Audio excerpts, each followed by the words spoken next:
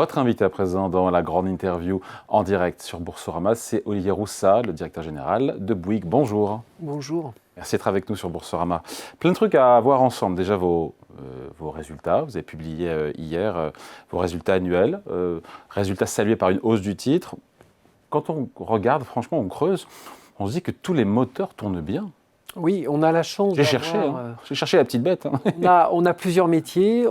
Le fait d'avoir des métiers très différents et d'avoir des géographies, puisqu'on est dans 80 pays. Construction, téléphonie mobile, téléphonie fixe, TF1, service numérique. Alors TF1 souffre un peu plus de la publicité. Oui, on en parlera, vous avez raison. Ça. Mais au final, l'ensemble des moteurs fonctionne.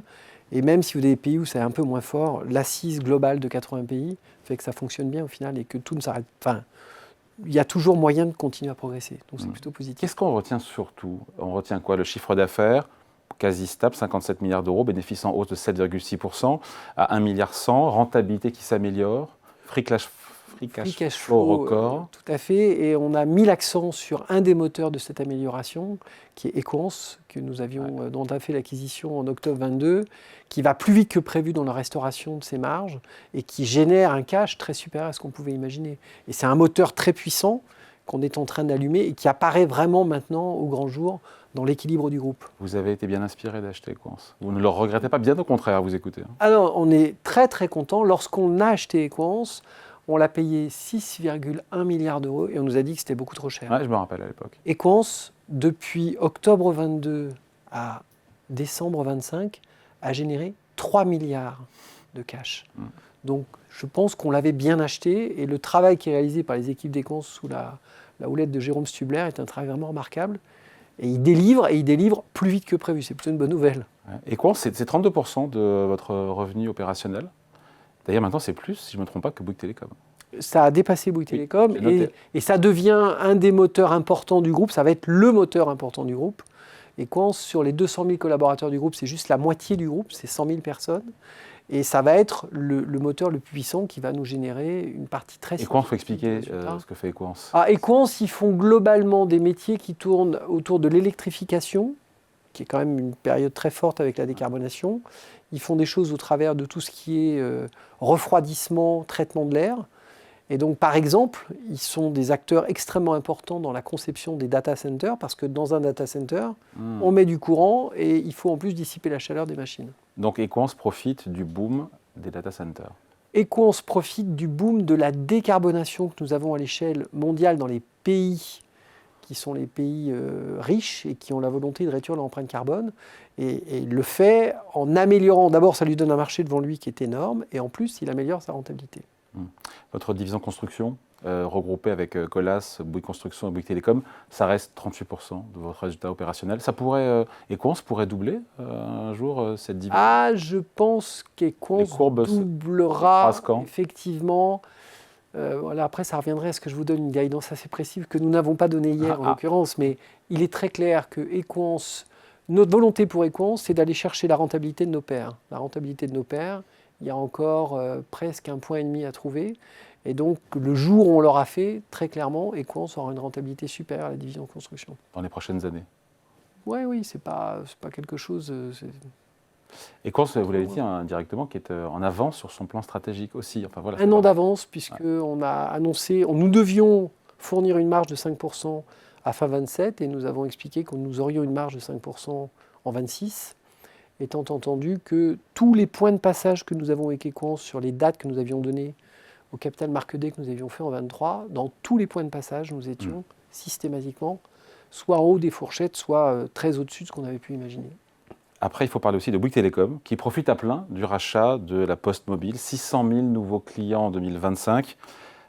Et c'est bien parce que le marché, d'autant plus que le marché est à tonne. Le marché télécom en France, il est Alors, effectivement, et la Poste Mobile nous donne accès à un type de client qui rapporte un peu moins.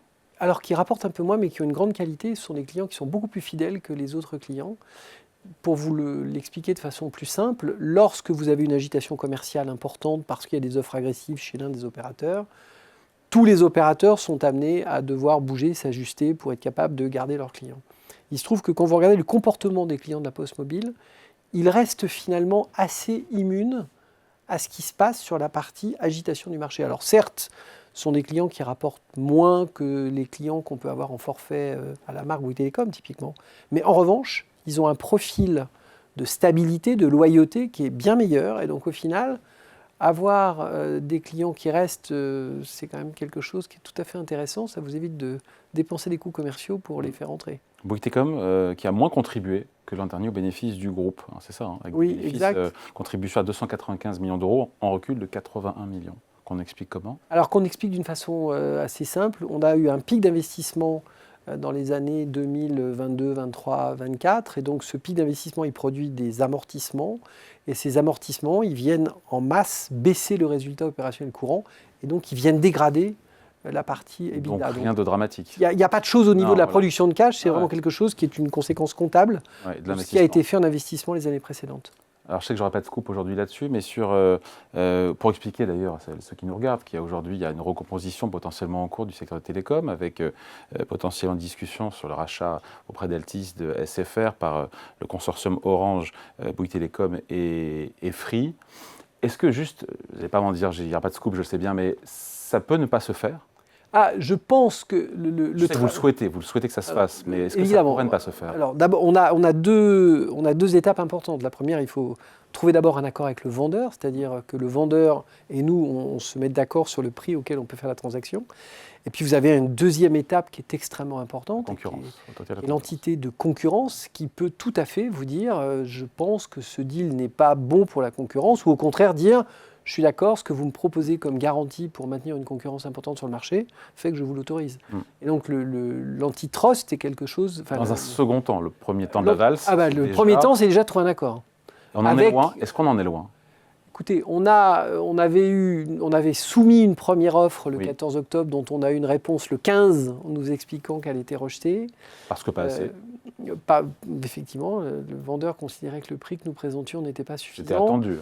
Il y a une fuite qui a été organisée en janvier, notamment par le vendeur, pour nous expliquer il a lui-même dit que nous avions démarré les due diligence, c'est-à-dire les analyses détaillées des différents comptes pour savoir exactement dans quelle mesure on peut éventuellement améliorer notre offre par rapport à ce que nous avions fait mi-octobre. Donc vous mettez la pression pour améliorer votre offre. Ce travail, il est en cours et puis on verra ce qui va sortir. Donc il y a une offre qui sera améliorée a priori ?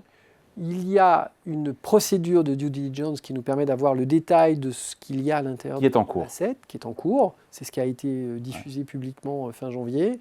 Et donc, ça, c'est ce qui vous permet de comprendre exactement ce que valent les différents éléments.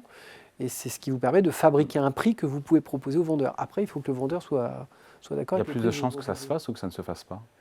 Je pense que le consortium est la seule entité capable d'acheter SFR. Le vendeur en a conscience ? Je crois. Le vendeur est vraiment vendeur. Vous avez parfois des sociétés, des vendeurs qui vous disent « je le mets en vente, puis ça ne marche pas, c'est pas grave, je continue ». Je crois que le vendeur est vraiment vendeur. Je pense que le consortium est la seule vraie création de valeur qui permet d'avoir un offre maximisée pour le vendeur. Après, il faut que... Les trois acquéreurs ont l'envie de surenchérir.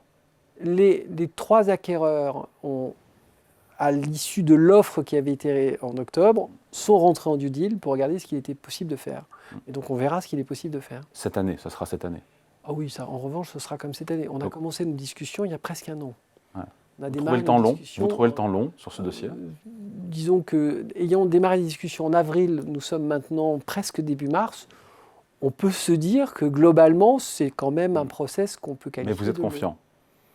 Je vous redis, je crois que le consortium est la seule entité capable de faire une offre raisonnable. Mais non, seule entité. Non, pour une raison assez simple. Ouais. Si vous voulez acheter un opérateur, le prix que vous réalisez, le plus intéressant pour le vendeur, c'est lorsque vous réalisez des synergies, parce que vous donnez une partie des synergies au vendeur. Donc pour être capable de faire des synergies, il faut être déjà en France. Ouais. Ça veut dire que le prix le meilleur ne peut être fait que par des acteurs qui sont en France. Sauf un étranger qui pourrait surpayer aussi, pour pouvoir mettre un pied sur le marché français. Mais qui rentrerait dans un marché à 4, franchement, j'y crois pas du tout. Et je pense que le vendeur n'y croit pas non plus. Et donc, en l'occurrence, écoutez, on verra. Ouais. Après, il y aura éventuellement l'autorité de la concurrence. Non, mais il y a deux étapes. Trouver le moyen d'un accord entre le vendeur et nous sur ce qu'est la valeur de l'entreprise. Et puis la deuxième chose, que l'entité concurrence nous dise oui, c'est possible dans telle et telle condition. Potentiellement, vous récupéreriez quoi d'ailleurs? On a donné une indication lorsqu'on a fait nos présentations mi-octobre. Et globalement, on n'a pas varié dans ces différentes choses. Vous savez, il y a un point extrêmement positif qui n'a finalement pas été relevé. Imaginez, on m'aurait dit au début d'année dernière que nous aurions en octobre une offre avec 3 acteurs, dont 2 frères ennemis, que sont Iliad. Oui, on n'aurait pas signé. Hein. Bah non, donc moi non plus d'ailleurs. Ce que je veux dire, c'est que le travail qui a été réalisé, c'est vraiment un travail qui démontre. Comment on fait pour mettre d'accord des frères ennemis? On est rationnel, tout simplement. Il n'y a pas d'émotion dans ce qu'on réalise. C'est de la rationalité dans la façon d'analyser les choses. Chacun récupère un bout du... Chacun essaye de faire les choses au mieux de l'intérêt de son entreprise, dans le respect d'un process qui doit garantir la compétitivité la compétition sur le marché. Ouais. Donc tout ça, c'est beaucoup de complexité pour le faire bien. Olivier Roussat, il faut qu'on parle de votre activité de promotion immobilière avec Bouygues Immobilier, qui est de nouveau rentable en 2025. Il y a eu plusieurs années très très compliquées pour tout le secteur. Le pire est passé. Je pense que pour le résidentiel, le pire est passé, et que maintenant les différents dispositifs vont remonter. En revanche, l'activité de bureau est une activité qui est toujours à l'arrêt. Mais vraiment à l'arrêt. Ça pèse combien chez Bouygues Immo? Pour l'instant, ça pèse rien, puisqu'il n'y en a plus. Il n'y en a plus. Il y en a vraiment plus. Les activités de promotion de bureaux sont des activités dont la rentabilité est un peu meilleure que la rentabilité du résidentiel. Mais il se trouve que depuis le Covid et depuis le télétravail, c'est quelque chose qui s'est complètement mis à l'arrêt. Il n'y a pas de transaction. Alors, je pense que les entreprises sont en train de modifier leur rapport au télétravail. Et donc, il y a un petit retour en arrière, comme on l'a senti. Il y a un petit retour en arrière qui devrait, lui, ramener les gens dans les bureaux. Et à ce moment-là... Chez Bouygues aussi, d'ailleurs, au global? On a gardé, nous, nos principes. On a d'abord peu de gens qui sont en télétravail, parce qu'on a quand même beaucoup d'activités qui sont extrêmement terrain. Ouais. Et nos règles sur nos activités télétravail, c'était 2 jours maximum. Et encore, selon les structures, il y a tout un tas de mécaniques. Pas de retour en arrière? Pour l'instant, on n'envisage pas. Bon, et donc je reviens sur l'immobilier neuf résidentiel, il y a donc des petits frémissements sur les réservations? Alors, on a, dans les choses que l'on a, on a un peu plus de réservations, on a un taux de désistement. Le taux de désistement, c'est ce qui se produit lorsque quelqu'un vient nous acheter un logement, il ne va pas au bout. Et puis finalement, il ne va pas au bout, généralement parce qu'il n'a pas le financement, le plus souvent. Alors, il peut parfois trouver un motif quand il y a un retournement de conjoncture où il prend peur, mais d'une façon générale, c'est plutôt l'aspect bancaire. Là, les taux de désistement sont redevenus des taux de désistement normatifs. Donc ça, c'est une bonne nouvelle. À savoir, de combien? C'est tout de même des choses qui sont entre 25, 26, 27%. C'est ça le normatif, ouais. Et c'était monté jusqu'à on est monté à 48%. C'est ça, ouais. Donc 48, c'est énorme. Ouais. Une vente sur 2 n'allait pas au bout. Donc normalement, c'est un quart qui ne va pas au bout. Donc un gros quart, mais c'est de l'ordre du quart. Et donc, vous avez un dispositif par ailleurs, je pense qu'il y a une prise de conscience des pouvoirs publics sur le fait que le moteur de l'investissement particulier est un moteur qui est nécessaire. Vous savez, dans le résidentiel en France, si vous prenez une période de 30 ans, vous avez 3 moteurs d'égale puissance. Vous avez le moteur des accédants qui achètent pour eux, ça c'est un tiers du marché. Vous avez le moteur des institutionnels, les grands institutionnels qui achètent pour relouer les I3F, enfin la totalité, ce qu'il y a dans... tout ce qui vous permet d'obtenir la caisse des dépôts, pardon. Et puis le 3e moteur depuis 30 ans, qui a à peu près la même taille, qui est un tiers également, pardon, c'est le sujet des investisseurs particuliers, avec des dispositifs particuliers. Qui ont disparu, là. Les Pinel, enfin, tout ce que vous avez sur une période de 30 ans. Ce dispositif, il a disparu. Ouais. Quand il a disparu, on a retiré un tiers du marché. C'est aussi simple que ça. Ouais. Sauf qu'entre-temps, maintenant, il y a Alors, Jeanbrun est arrivé. Le statut du bailleur privé. Voilà, le dispositif Jeanbrun qui va permettre de redonner un intérêt aux investisseurs particuliers qui est un peu plus compliqué que ne l'était les dispositifs précédents. C'est vrai qu'il est plus complexe. Mais objectivement, c'est déjà une première bonne évolution et je pense qu'il pourra être enrichi. Olivier Roussat, il faut qu'on parle, parce que j'ai vu ce chiffre, 580 millions d'euros, l'impact négatif de l'évolution des changes des devises. Exact, oui. C'est beaucoup. C'est beaucoup et ça s'est fait sur le second semestre essentiellement. Sur 580 millions d'euros, c'est 560 millions d'euros que nous avons sur le second semestre, essentiellement avec le dollar US, dollar canadien, dollar australien et dollar hongkongais. Donc appréciation de l'euro, quoi. Et avec une appréciation de l'euro qui n'était pas quelque chose auquel on était habitué. Et donc qui a produit son effet, parce que 600 millions c'est quand même massif, c'est pratiquement 1% de chiffre d'affaires. qui s'est produit entre septembre et décembre. Sur 2026 pour le coup, les choses pour l'instant démarrent avec des choses qui sont un peu stables. On va voir comment elles évoluent. C'est assez compliqué à prévoir. Il se trouve que nous, l'impact du change joue sur les niveaux de chiffre d'affaires que l'on fait, le niveau d'activité. En revanche, l'essentiel de ce qu'on achète est local et donc ça ne change pas nos taux de marge. Ça fait éventuellement des chiffres plus petits quand la monnaie s'est affaiblie, c'est tout. Mais ça ne change pas les taux de rentabilité de ce que l'on peut délivrer. Un mot de l'endettement du groupe qui a baissé là aussi c'est 1,8 milliard d'euros l'an dernier. Baisse du ratio d'endettement, du gearing de 42 à 28%. Mais c'est beaucoup, là aussi, comment vous avez fait ? Ça, c'était quelque chose qui était... Alors, c'est vraiment la conséquence de la génération de cash qui est faite dans nos métiers, d'abord dans notre division construction et notre division dépenses, qui, l'une et l'autre, ont des pics de trésorerie qui sont très élevés. Et donc, c'est un travail qui fait que, globalement, on ne fait pas ça sur le dos des fournisseurs. En l'occurrence, il ne s'agit pas de retarder les paiements. Il s'agit surtout, lorsque l'on réalise une prestation pour les clients, d'aller les encaisser dès que c'est fait, de pouvoir relancer nos clients, de pouvoir travailler des acomptes sur projet, et donc qui vous produit une position de cash extrêmement importante, qui nous a permis d'avoir un niveau de dette qui est en dessous de ce que l'on pouvait imaginer. Combien au global, la dette ? Pour l'instant, on finit avec 4 milliards de trésorerie négative, ce qui est vraiment quelque chose... Vous n'avez pas encore rebaissé cette année la dette de 2 milliards ? Non, mais ça, je ne crois pas, malgré tout. Mais, et je vous le souhaite. Rappelons-nous quand même qu'on a acheté sur une période de 4 ans, on a acheté pour 6,1 milliards et on avait 400 millions de dettes qui étaient à l'intérieur. On a acheté la Poste Mobile pour un peu plus d'1 milliard. On a racheté une petite société pour la partie de... On a sorti Colas de la cote pour 200 millions. Bon, tout ça...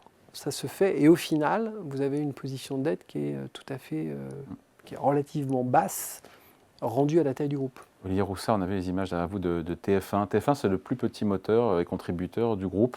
C'est quelque part celui qui est plus compliqué pour vous en ce moment ? Alors, TF1 a une transition de l'usage de ses clients, des téléspectateurs. C'est 7%, je n'ai plus le chiffre en tête, mais la contribution au résultat opérationnel. Oui, c'est de l'ordre de grandeur, mais le vrai sujet de TF1, c'est qu'on passe d'un modèle dans lequel vous aviez la télé linéaire qui décidait pour vous de ce que vous regardiez au streaming qui vous permet de décider ce que vous voulez. Le travail qui est réalisé par les équipes de TF1, c'est comment je rebalance cette publicité que je récupérais sur le linéaire pour la mettre sur le streaming. C'est une bataille de vitesse pour faire progresser la plateforme de streaming, pour lui donner la taille la plus forte, pour être capable de représenter un intérêt pour les annonceurs et de ramener sur la plateforme de streaming une partie du travail de publicité qu'on gérait sur le linéaire. À quelle échéance la contribution de TF1 réaugmentera dans vos résultats ? Quand on prend le plan tel qu'on l'a préparé à l'heure actuelle, le succès de la plateforme digitale nous permet, dans un délai de 2 à 3 ans, de retrouver les économies que nous avions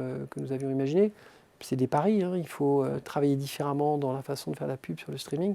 C'est un vrai changement.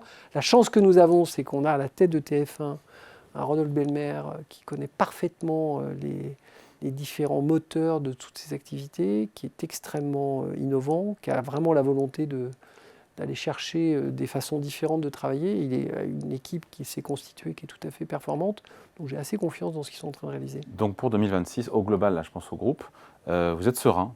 Plutôt serein, oui. Tout en visant seulement, j'ai envie de dire, une stabilité de votre chiffre d'affaires. Oui, mais c'est déjà pas si mal parce que on sait que TF1 va avoir des heures un peu plus difficiles, mais il se trouve qu'on a un Equans dont on attend une rentabilité un peu meilleure. On a une construction qui démarre l'année avec un carnet de commandes très haut qui fait qu'on n'a pas d'inquiétude particulière sur les revenus qui peuvent être générés cette année. Et donc, l'un dans l'autre, et puis j'ai aucune idée de la façon dont le change va évoluer. Vous avez quand même un contexte, quand vous regardez le monde tel qu'il est aujourd'hui, honnêtement, depuis 2020, on a eu le Covid, 2022, on a eu la guerre en Ukraine, ensuite on a eu l'inflation énorme. Enfin, c'est pas si mal de se dire que globalement, dans cet environnement, on se dit que bon, on est assez serein. Vous êtes toujours en plein brouillard, aujourd'hui encore ? Écoutez, moi je considère que le groupe a une grande qualité, c'est son agilité pour savoir répondre et savoir absorber les différentes contraintes qui nous sont données assez vite. Et de fait, effectivement, la brutalité des décisions qui sont prises, qui déstabilisent tout ce qui se passe en géopolitique, quand vous regardez ce qui s'est passé avec les tarifs c'est la fin du libre-échange, ce truc-là. Ça arrive extrêmement brutalement. Alors nous, on n'a pas été tellement touchés par ce truc-là, mais ça vous change tellement de choses. On est quand même relativement... on n'est vraiment pas dans un monde qui soit prédictif à l'heure actuelle, pas du tout. Il faut qu'on parle, Olivier Roussat, quelques instants, de la surtaxe d'impôt sur les sociétés pour les grands groupes français, qui va vous coûter 69 millions d'euros. Contribution qui devait durer un an, exceptionnelle. On est reparti pour un an de plus. Vous le regrettez, tout simplement? Alors, on a cru qu'exceptionnel, c'était sur la durée. En fait, exceptionnel, c'était sur le montant. Parce qu'en fait, c'est un impôt qui existera plusieurs années, je pense, pour une raison assez simple, hein, que les entreprises contribuent de façon particulière, de façon exceptionnelle, à faire une amélioration des rentrées fiscales de l'État, pourquoi pas? Mais si, en face, vous n'avez pas une modification du régime des dépenses, l'exceptionnel ne peut pas être exceptionnel une année, il faut qu'il dure. Et donc, on m'avait déjà interrogé là-dessus l'année dernière, j'avais dit, mais ce qui m'inquiète, ce n'est pas le fait que nous ayons une surtaxe, ce qui m'inquiète, c'est comme on ne change pas ce que l'on dépense, elle ne peut pas être qu'une année. Et d'ailleurs, elle a été en 25 et elle sera en 26. Et elle sera sûrement en 27 ? J'ai peur, oui, sincèrement. Vous faites à l'idée que cette taxe maintenant, elle est pérenne ? Je ne fais pas l'idée, mais malheureusement, à date, nous n'avons pas changé les dépenses. Donc si on ne change pas les dépenses, Comment expliquer à celles et ceux qui nous regardent que pour vous, c'est une mauvaise idée de surtaxer les grands groupes? Parce que certains diront en nous regardant, bah oui, mais chez Bouygues, ils ont des milliards de chiffre d'affaires, et ils ont les moyens de payer. Pourquoi c'est mauvais économiquement? Pour une raison assez simple, c'est parce que ma conviction profonde, c'est que l'argent qu'on utilise dans une entreprise, ça c'est pas très sympa sur le gouvernement ce que je vais vous dire, mais je pense que nous utilisons mieux l'argent dans nos investissements que la façon dont l'État peut le faire. Et donc je pense que l'impôt qui monte progressivement nous retire du monde productif un investissement que l'on sait être et que l'on sait faire de façon plus productive et finalement meilleure pour la globalité de la société que lorsque c'est l'État qui le fait. Donc plus de surtaxes, c'est moins d'investissement en France, c'est moins d'emplois. À un moment donné, c'est des choses qui réduisent l'activité économique parce que l'argent que vous mettez là-dedans, vous ne le mettez pas ailleurs, c'est aussi bête que ça. Ouais. C'est ça qui est dommage dans cette histoire, c'est de ne pas comprendre que ce qui crée la valeur dans une société, dans un pays, ce sont les entreprises qui créent la richesse. L'État, il ne crée pas de richesse, il collecte un impôt, il donne des services. Mais la richesse que vous créez, elle est créée par les entreprises. Donc si vous retirez des moyens aux entreprises pour créer des richesses, elles créent moins de richesses. Et donc il y en a moins à partager parce qu'elles en créent moins. Avant de se quitter, Olivier Roussat, il faut qu'on parle du cours de l'action Bouygues. 60% de hausse sur un an, j'étais surpris, 60% et 20% depuis le début de l'année. Ce parcours boursier, il vous satisfait ? Écoutez, le parcours boursier, il reflète, je crois, deux choses. Il reflète la performance d'Equance, qui a été saluée par le marché, et puis le marché a le sentiment que la consolidation est un truc qui devrait se produire et que c'est quelque chose qui peut être... Dans les télécoms. Dans les télécoms, pardon. Ouais. Donc voilà, vous y trouvez ces deux éléments. Et puis par ailleurs, vous avez une entreprise qui est gérée avec des règles de gestion très strictes, avec un niveau de dette que l'on veut le plus bas possible pour maîtriser notre avenir. Et voilà, vous en faites un titre qui, par ailleurs, a un rendement de dividende, on n'a pas dit, mais notre dividende on propose à l'Assemblée générale du 23 avril de passer de 2 € à 2,10 €, donc un dividende qui monte. C'est la 3e année consécutive qu'on le fait monter. Vous pouvez vous engager sur les prochaines années en disant quoi qu'il arrive, on continuera à faire augmenter le dividende? Alors non. Pour une raison assez simple, c'est que quand vous annoncez, alors comptablement, lorsque vous annoncez que votre dividende il va être comme ça forever ou avec une pente forever, vous devez comptablement prendre une dette dans vos comptes, donc ce qu'on ne fera pas parce que ça n'a pas de sens. Non. Mais il est clair que, ce que je rappelle toujours aux investisseurs quand on les rencontre, si vous observez l'évolution du dividende du groupe sur une période longue, vous verrez que le groupe a des notions de plancher sur ces dividendes. C'est-à-dire que vous vous rendrez compte que chaque fois que le dividende a monté, il n'est jamais redescendu en dessous du palier qui avait été atteint. C'est une observation que je fais, ça n'est pas un engagement de l'entreprise de le faire, mais j'observe que sur des durées très longues, c'est ce qui se passe. Je crois que ça va probablement... j'ai le sentiment que ça devrait continuer. Allez, merci à vous pour cet entretien avec Olivier Roussat, directeur général de Bouygues, invité de la grande interview en direct et également replay sur Boursorama. Merci à vous. Merci.